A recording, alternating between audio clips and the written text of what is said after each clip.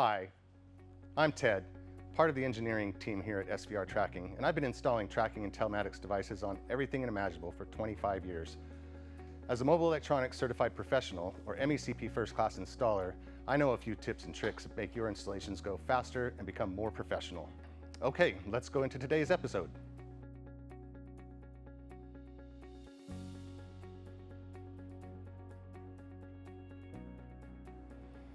In this episode, we're going to be covering the water-resistant wireless SVR tracker on a motorcycle using the self-contained battery tracker SVR514. We will be covering the tools required and the mounting location of the module today, and the basic steps you will need to do a professional installation. Let's get started.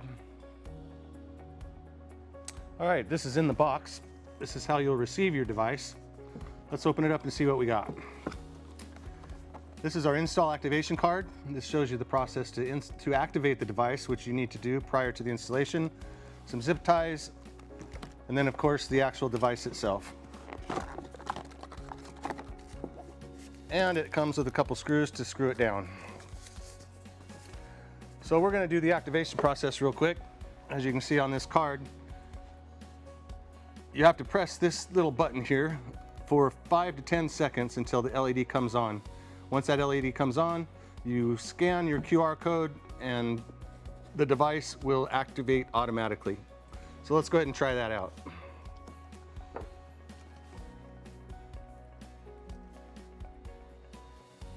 We're just going to wait for that LED to come on.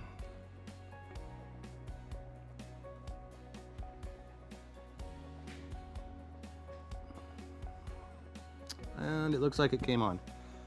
So it's been over 6 minutes now, so let's take a look and see what we got. We're going to scan this QR code and see if it will activate the device. You can see the SVR tracking, device information, current status is in consumer mode. In the process of installing an SVR514, it's important to understand the tools that might be required for that. All vehicles are going to be different. So this is just an overview of what may be necessary. Almost all vehicles are going to have panels that will need to be removed in order to get the device up into a location where it's suitable. Something as popular as a 10mm ratchet, your standard pick tools, panel poppers, a ratcheting screwdriver, a flashlight, and a digital multimeter. All of these are more than likely going to be required in the process of taking apart a vehicle in order to get to the location where the device will work properly. Use zip ties, especially large heavy-duty ones, in order to secure the device to the mounting location, whether that be a wire harness or a flat surface above the wiring harnesses. Just make sure the device is secure up in the dash and not in a Faraday cage. This is the wireless device that we're going to be putting on a motorcycle. Now, all motorcycles aren't the same, but they do have one common feature, which is they have a front fairing and a rear fairing. Those are the two most common places to put a wireless device. Most commonly, it would be in the back. You want to stay away from heat, moisture, and vibration. Also, any moving parts in the motorcycle you would want to stay away from to protect the device. So today we're going to be showing you how to put that in. You may require tools sometimes to take things apart, and sometimes you may not. On this particular motorcycle, this fairing pops right out. And this has a hollow section here for a very good, clean location for a wireless device. So after the initiation of the device, you're going to put this device here. You want to make sure there's no metal above the device. Make sure the device is facing upwards with the LED on the top. That's where your GPS antenna is, and it's required to be facing upward for best reception. The device also comes, or is sold separately, a mounted magnet bracket that can be used to mount the device on a metal surface if it's easier to install that way. Otherwise, you're going to be using zip ties or black tape or a screw down method.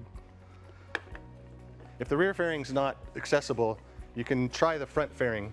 The front fairing would be removed with hand tools with these 3 screws, and then once removed, you would find a location that is optimal for the device to be mounted and face up towards the sky. Typically, there are no other areas on the front of a motorcycle except below the fairings in the front or the rear. The gas tank, motor, and transmission take up the bulk of the area of the motorcycle, and all of those have moving parts, heat generation, and heavy vibration, which we do not recommend that you use. Other than making sure it's in a secure, waterproof, tight place and having the device facing upward for best reception, they're very simple. Wait, you're not done. Make sure to follow these steps to ensure a professional installation. Step 1, make sure the device is tested, activated, and has good signal strength by following the steps in the installation guide. Step 2, use your smartphone and take a quick video showing the location that the device is mounted in, the serial numbers for the device, the license plate of the vehicle, and keep that for your records. Double check the install in step 3 with a final look over for any trash or things you may have missed to ensure a professional installation. Thank you. On behalf of the engineering team and the entire SVR tracking family, we thank you for being part of our family of resellers. If you have any questions, we are here to support you any way we can.